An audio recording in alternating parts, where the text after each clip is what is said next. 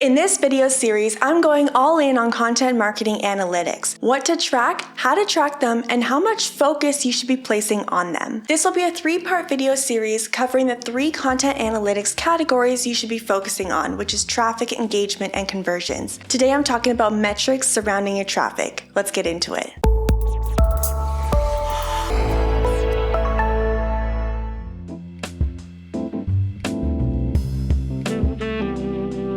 Here's something that might come as a surprise. Our team doesn't really look at Google Analytics. We already know how we're doing and where we're trending based on our strategy and inputs. Here's what I mean. Traffic is a lagging indicator. So weeks and weeks before it ever appears as a blip inside Google Analytics, we do the actual topic and keyword selection. From there comes content and optimization and publishing and distribution, and then if you did all those things correctly, comes your traffic. In other words, if you want to increase traffic, stop focusing on the output, which is traffic, and instead focus on the inputs, which is content quality, on-page optimization, topical authority, links, and other things like that. Take Exhibit A right here. Create a balanced scorecard to analyze each piece of content on your site into a few key components. Alright, let's take a look at 8 metrics that you can track surrounding this idea of inputs.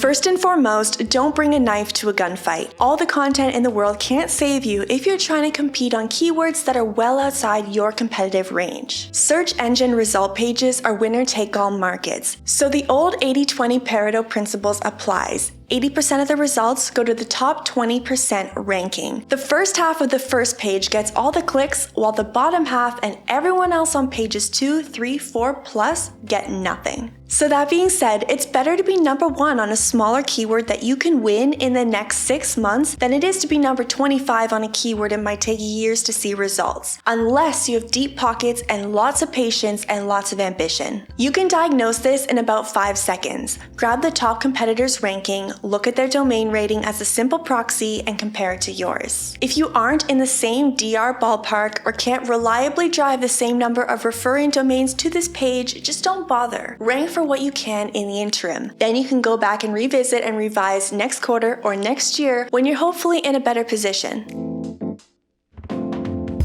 Old school SEOs are too one-dimensional. That keyword difficulty metric inside Ahrefs helps, but only a little bit. It's helpful from an off-site perspective, like the strength of the competition already ranking and what Ahrefs thinks it might take to compete. But it's a generic result. It doesn't capture any of your own personalized strengths or opportunities. It also doesn't account for on-page results like content quality or writing. Here's where the market muses of the world are worth their weight in gold. You can overlay that traditional keyword research data with your website's actual strengths and weaknesses to get personalized difficulty scores that's from a content and not just a link perspective. And it's your site's topical authority that often dictates whether you will or won't rank soon for a keyword or topic that's within your range. If you're already deemed to have expertise on a topic, you're good to go. If not, it's going to be an uphill battle no matter how many links you build or tweets you push.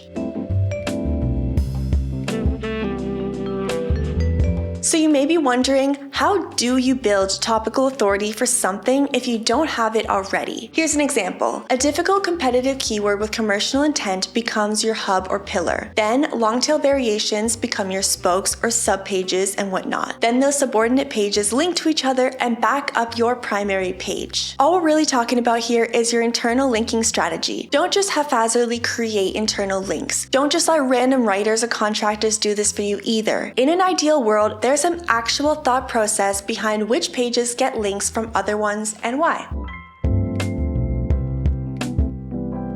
After 1, selecting a keyword you can confidently compete for, and 2, making sure it falls within your site's topical authority, and 3, you know how it's going to be organized on your site, you can start writing. Now that's a huge topic for another day, but here are a few things to keep in mind. Produce, don't just create content. Proper optimization starts before you even start writing, and don't use bad writers with lazy writing. Otherwise, page level optimization is exactly that. How well does a page's content actually match search intent for what people want to see when they search for this query? And how much better does it do that than the rest of the competition trying to rank for the same page? Social media has some impact on rankings, but quality links matter more. You need quality and quantity to thrive today. Simple example, if your competition has hundreds and you're sitting on 9, good luck trying to rank. You're gonna need at least a few dozen, if not a few hundred, referring domains to crack into the top 1 to 3 positions that get 80% of the clicks. Quality is obvious, it's a no-brainer and it goes without saying. But how should you think about it at scale? Because that's ultimately the goal. That's how you drive long-term sustainable success that lasts decades. You get big and fast. Simple aggregate metrics like domain rating have tons of limitations, but again, let's just use them as a proxy for overall authority. Once you know what you're doing, you can drill down into URL ratings and C blocks and other things like that. Again, here's a simplistic example to illustrate the thought process. Look at the number of DR 60 to 80 referring domains to the page on the left versus the ones on the right. This is why you need both quality and quantity. This is just one page we're focusing on. Extrapolate this out to your entire content strategy. What's the repeatable method you have for driving about a dozen DR 60 to 80 links to one page of content? Then multiply that across all the content you're publishing on a monthly basis. If you don't have that strategy nailed down yet, fix that before worrying about setting up some fancy Google Analytics dashboard, because it's more important.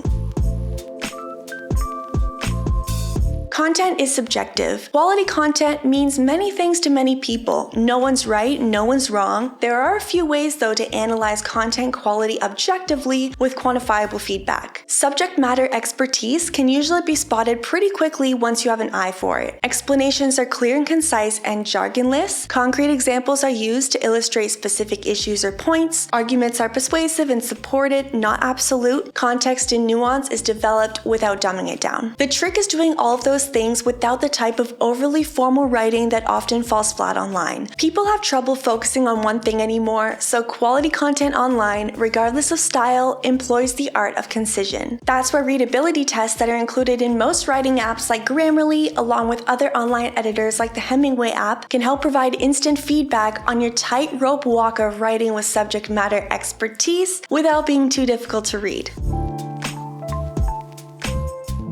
The topic of a piece is what you're writing about. The angle is your unique point of view or take on that topic, and the style is how you write the piece. Scaling content properly is impossible without standardized guidelines to help writers understand who they're writing to and how they should write it. Sometimes this is a style guide, other times it's simply a research and outline walkthrough. The point is that you can't just expect writers to understand what you want. Ideally, your voice and tone should appeal to your audience's sensibilities, align with your audience's worldview, support your positioning, and solidify your differentiation. If you don't have multiple concrete examples that illustrate each of those elements, then you probably don't have a very strong voice or tone just yet. You or your team probably can't scale content because you can't create systems and processes and delegate and manage. Fix those things first, because it'll constantly be the bottleneck that determines how long or how high your glass ceiling rests. Writers aren't mind readers. They don't know what's in your head, and they don't know what you expect unless you really help them out. With that being said, shameless self-promo, but our tool Wordable is made specifically to help you scale content production by taking the uploading and formatting time down from 1 hour per piece to 1 minute. You import content from Google or your writing app, add transformations, and send it off to your CMS in just a few clicks. You can try it out for free at wordable.io. And with that point made, that's where I'm leaving off today. Stay tuned, because in the next few days, I'll have part 2 of this video posted where I'm going through the behavior metrics you can track to improve your content's ROI. Thanks for watching. I'm Jenna from Wordable, and I'll see you in the next one.